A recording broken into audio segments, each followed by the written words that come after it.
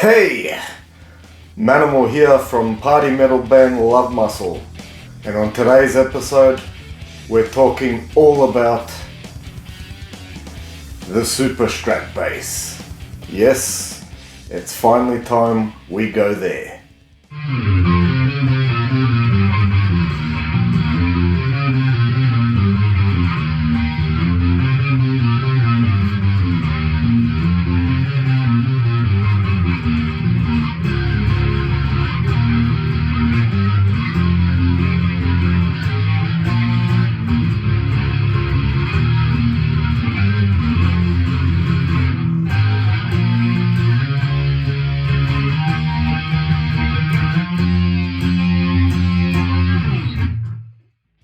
So as an example of a super bass, here we have a Charvel Model 3B rosewood fingerboard, super pointy headstock, strong open gear tuners, crazy paint jobs, which was a common thing back then. It was all about the looks as well as the sound. Active pickups or active preamp, in this case Geezer Butler PJ set, which are passive EMGs, sound phenomenal. And then usually you have this one's got the JE2000 preamp from Jackson, high mass bridge, and just really aggressive styling. You have, you know, other than that amazing paint job, you've got large cutaways for access to the frets. This bad boy, the 3Bs, they're neck through, super fast neck. That was a lot of the reason people loved playing these, especially for rock and metal. Then you have basically the best of what the best was at the time. You know, as I said, the active preamps was a thing in the 80s. That's where it all started. To cut through that mix, there's those open gear tuners made in Japan. This whole bass is made in Japan, and just a wonderful bass. I mean, look at it. Look at the paint job. Look at the build quality. So that's basically your Super P. And here we have pretty much the exact same bass, but this is all original. All stock 1988 model. The previous was a 1987. Pointy headstock, thick rosewood slab fingerboard, the big cutaways, as you can see. This one's in the very rare burgundy mist. There's the Jackson USA made pickups, really high output, with the JE2000 preamp and the three-way toggle, three-way selector. The Jackson high mass bridge. It's just together they sound phenomenal. You'll hear it later in the video. But this is basically an overview. The difference between the 4B and the 3B was the 4B had a bolt-on neck, but active, everything, all the same specs, everything, but super fast neck, really thin, rock maple, made in Japan, and just an amazing. This is an original paint job too, so it's still, for 35 plus years, it held up wonderfully. So the reason I want to talk about these today is over the decades on YouTube, I've noticed that a lot of people talk about every single kind of bass, but it's generally the same.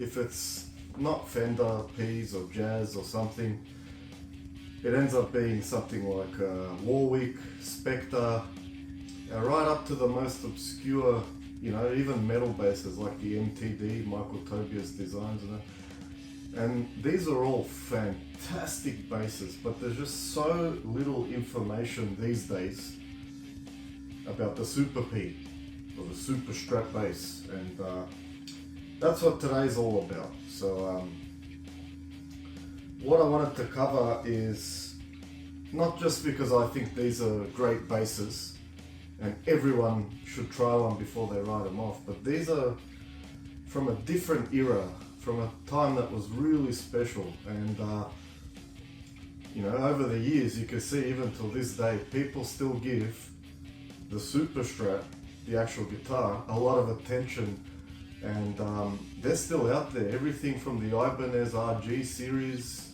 you know, with their crazy colors and reverse headstocks, to the Charvels that are reissued and souped up for today. Kramers are back, the Beretta, everything, and Jackson with the Dinky and the Soloist and all that.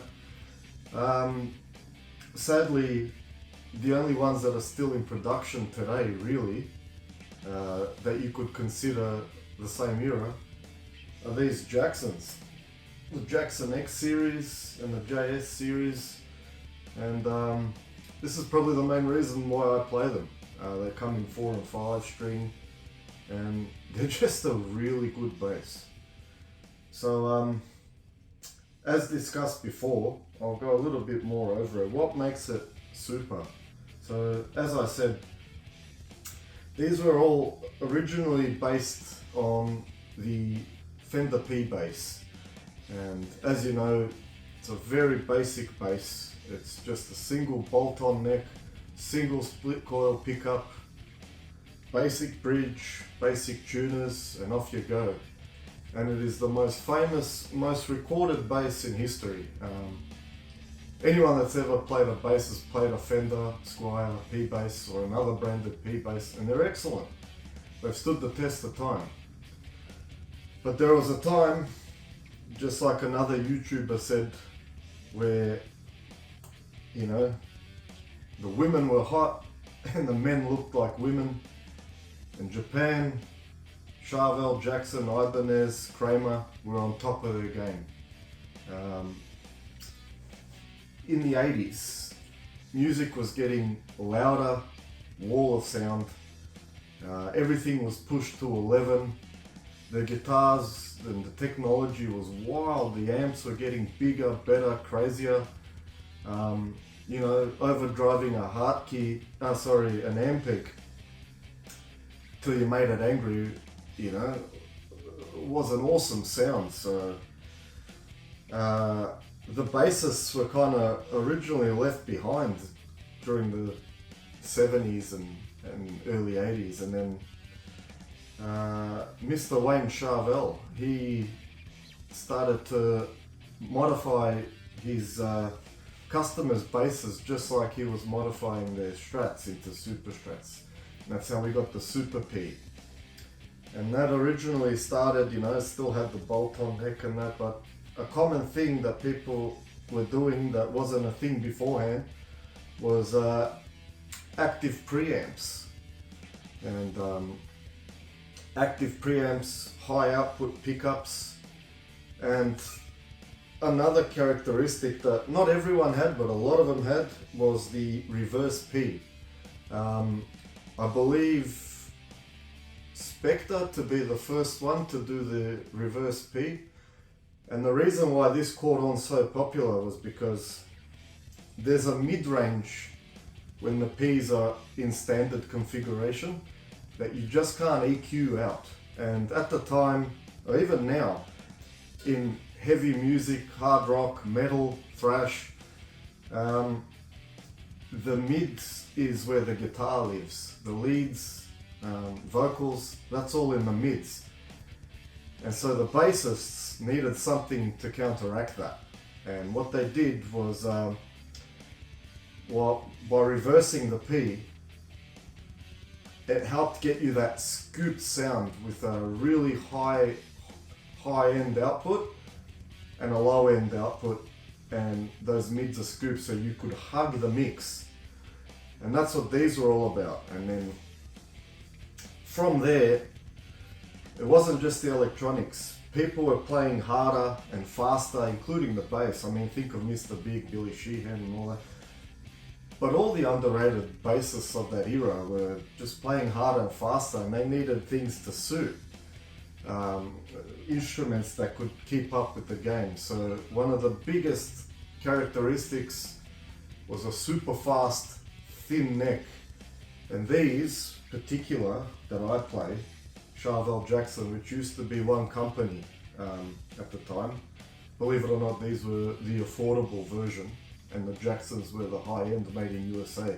That was when Americans didn't realize how good Japan was at making shit. So yeah, this is basically a USA Jackson, but made in Japan. Originally the Jackson pickups and preamp, they were all made in USA, and Japan made, which is now highly sought after.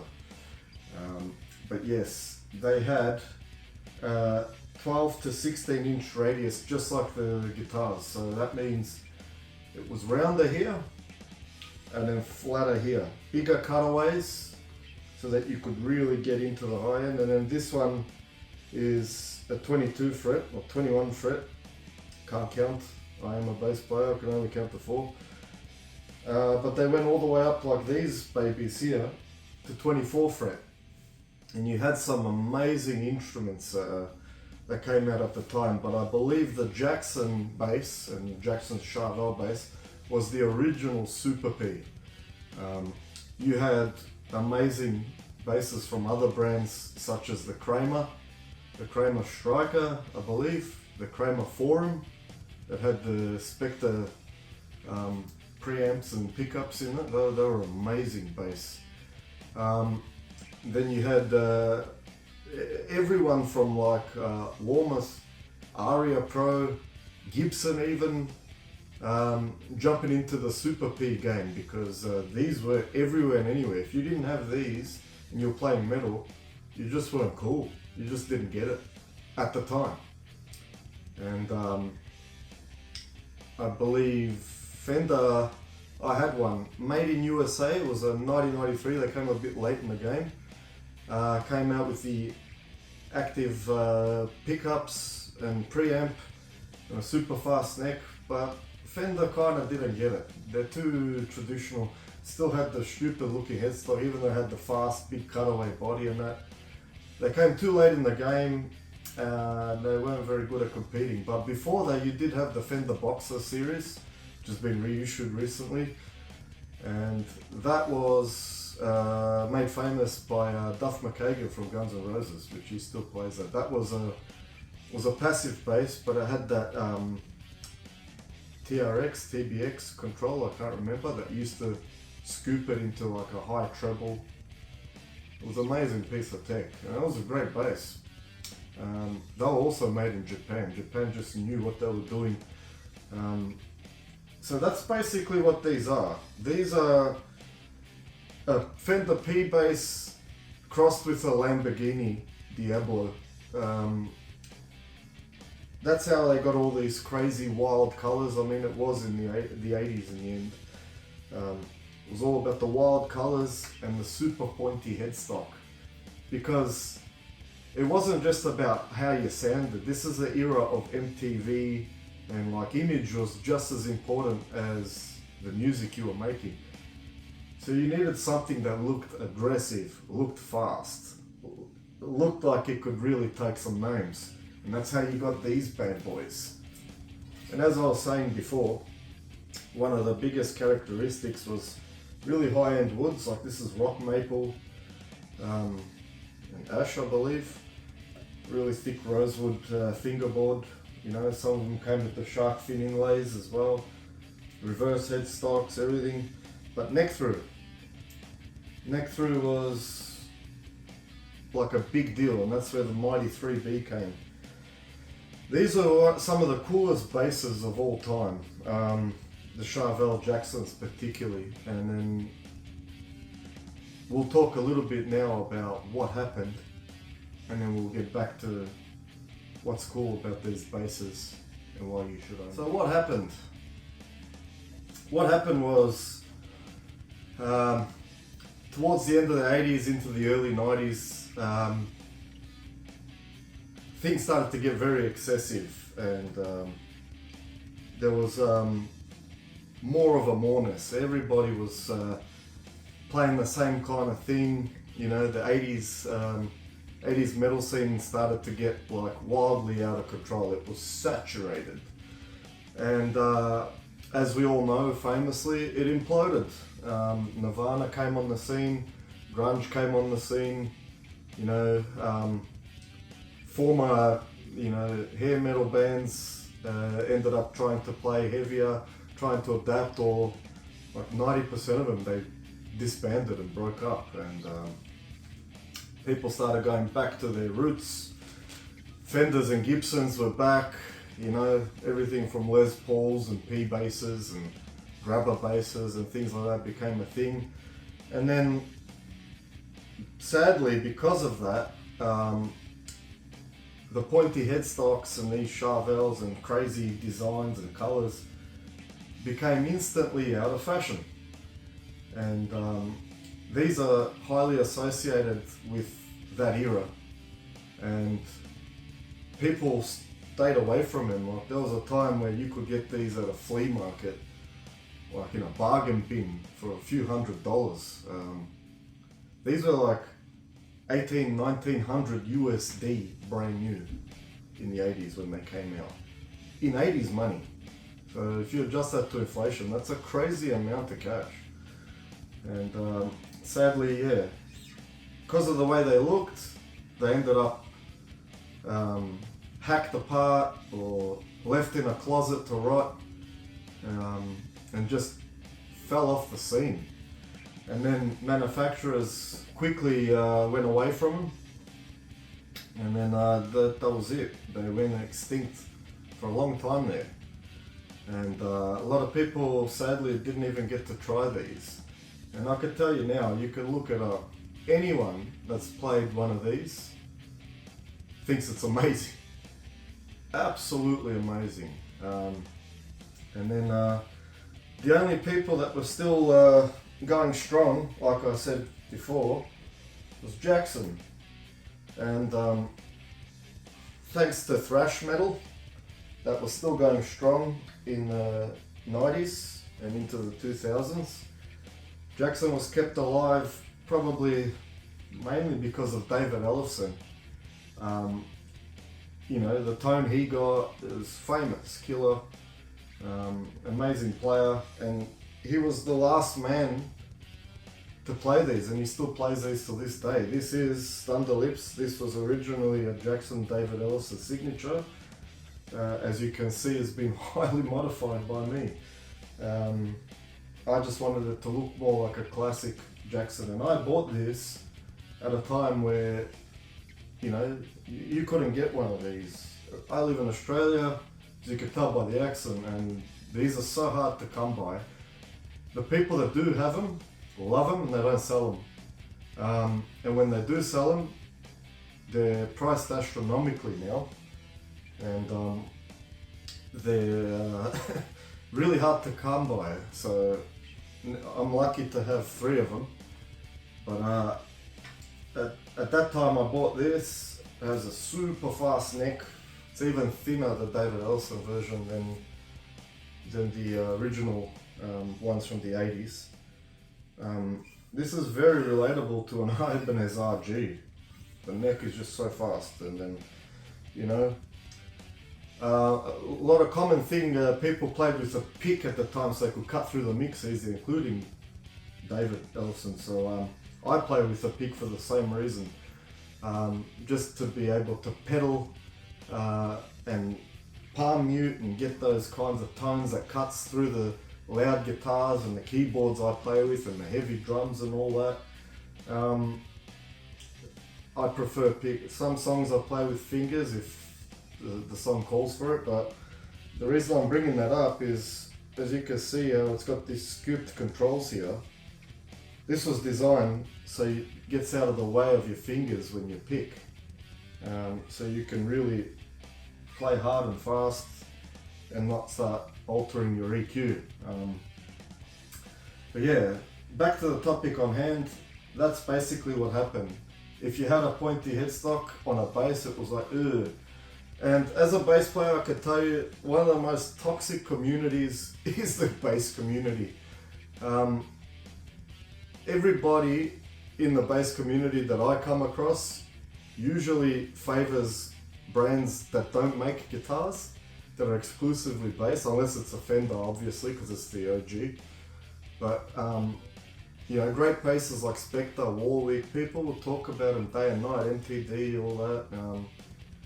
All the way down to Alembic and things like that, and fantastic basses. But I feel like there's a little bit of bias there The people like them just as much as how good they are, as to they're not completely relatable at all to guitars.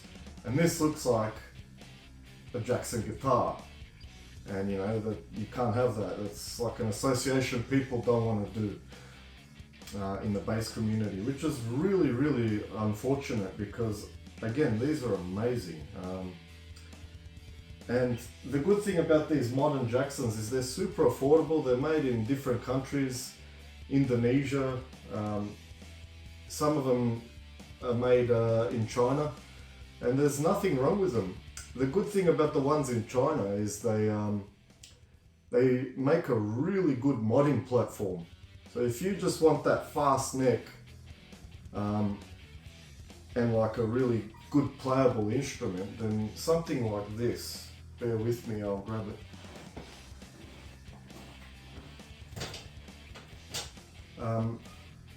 This is a Jackson JS2.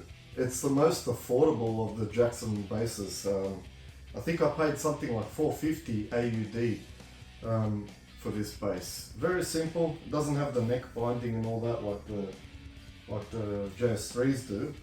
It was a passive instrument, but for $450 I threw an EMG P and a CS, which is my go-to, but a set of EMGs, and then I bought a clone of a Jackson JE2000 preamp that they make, you can buy on eBay. They used to come in these in the 80s, that gives that really aggressive tone. And I just mounted it using the active EMGs in the J2000. I just put a battery bus in there, and I painted the headstock white to match the body, to make it a little bit different, and I put a three-way switch because of that J2000 preamp. So probably all up it was like $600 Aussie dollars, and I've got a super fast neck, really good playing instrument that looks cool. And you know, yeah, it's made in China, but the quality control is amazing. Like it didn't take much to set it up out of the box. Like the frets are flawless, the action is really low. I don't know if you can see that, but it's phenomenal. Like amazing instrument. So I'm going to plug this bad boy in and give you a little demo of what you can do for $600 and how good these sound.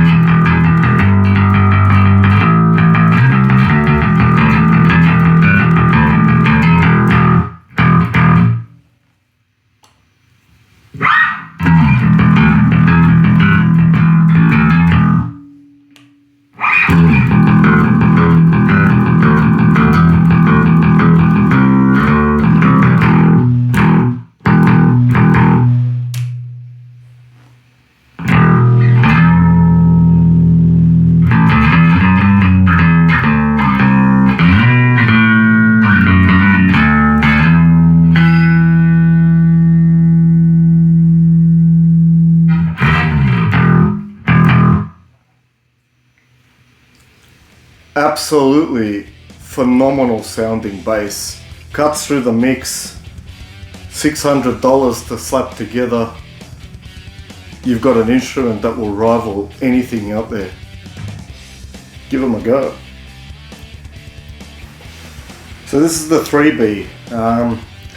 This is identical to every other Charvel 3B, except that I've put a set of EMG Geezer Butler passive pickups, and I've married it to the original 1980s J2000 Jackson preamp, made in USA.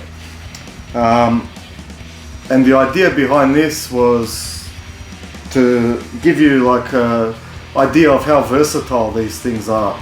You can, if it's too hot, you can chuck in some better pickups or whatnot, but as you'll see in a minute, the original pickups are amazing. I just, for a little bit of variety, I went for these, and I don't regret it, and I highly recommend it. So here we go.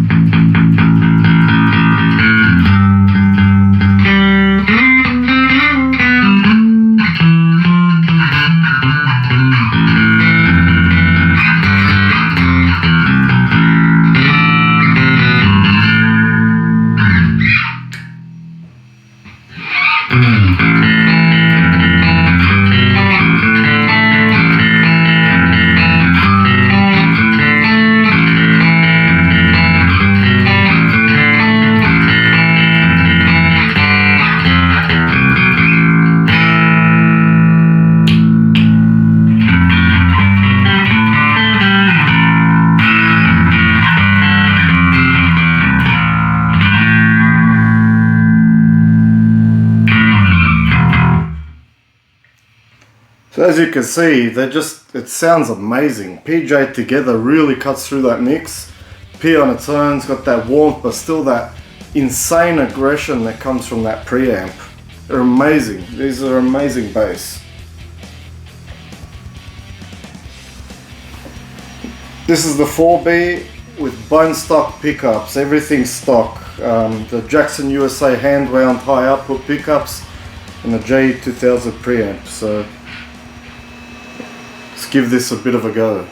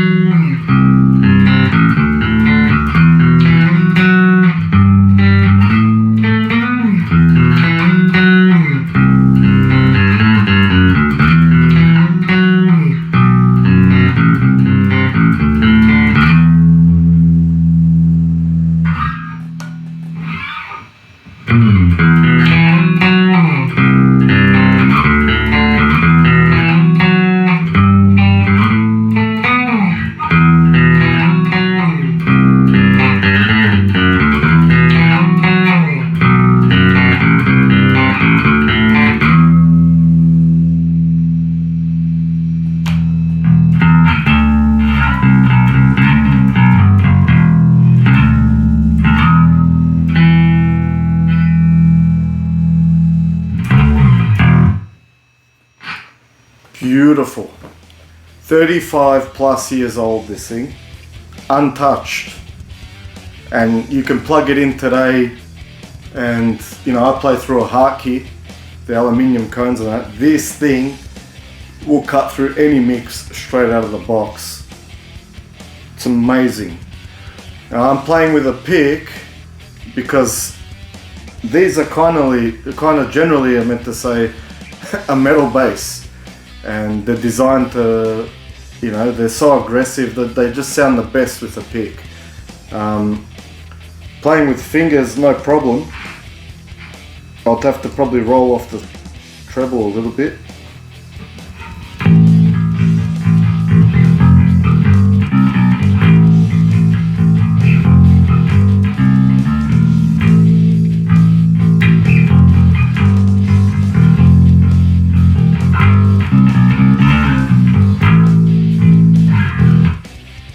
almost sounds like a P bass. It's very versatile, so really, really good basses. If you find one, grab one, you won't regret it.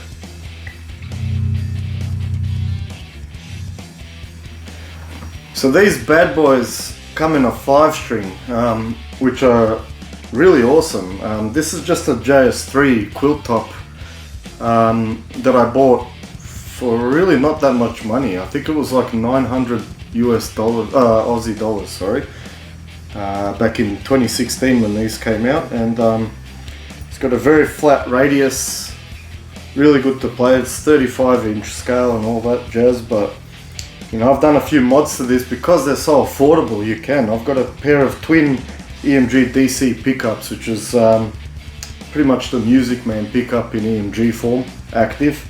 Got a high mass bridge. Even though they come with a high mass bridge, I just wanted those adjustable brass inserts, and they just sound amazing. That low B just holds that tension. Really versatile, especially for modern music. But if you're a fan of Jeff Pilson and Dokken like I am, he played a lot of songs on the 5-string, which is why I originally played in a Dokken cover band. I bought this Jackson 5-string so I could cover songs like Dream Warriors, Kiss of Death, Heaven Sent, and it's just an amazing bass.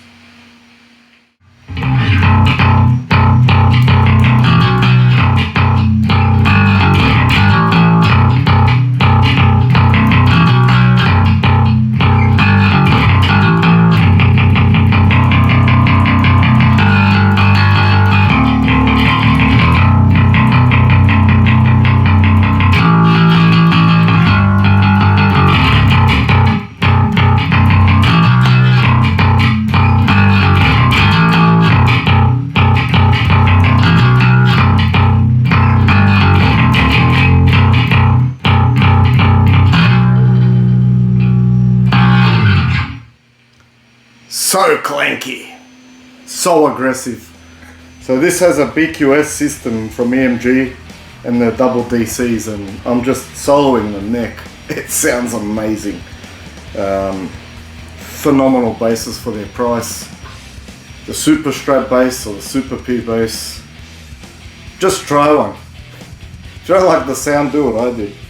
Slap in some EMGs. They're the answer to all your woes. And that was the go-to back in the heyday of the SuperBass. So there you have it. This was a basic overview of the SuperBass, the SuperStrat bass, the Super P, whatever you want to call it. And whatever you think of them, love them, hate them, just know that amongst all your Spectres, Warwicks, Schecters, or any other metal bass, if you play metal, hard rock, AOR, 80s metal, thrash metal, death metal, give these a go. You won't regret it. I mean, they're a top contender in there that just don't get enough attention. Modern reverse headstock Super Ps of today, I reckon, other than the Jacksons and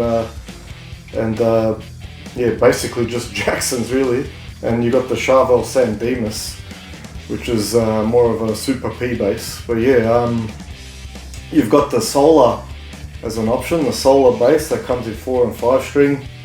Again, the Ibanez RGB that was reissued a couple of years back, you can still find them for next to peanuts.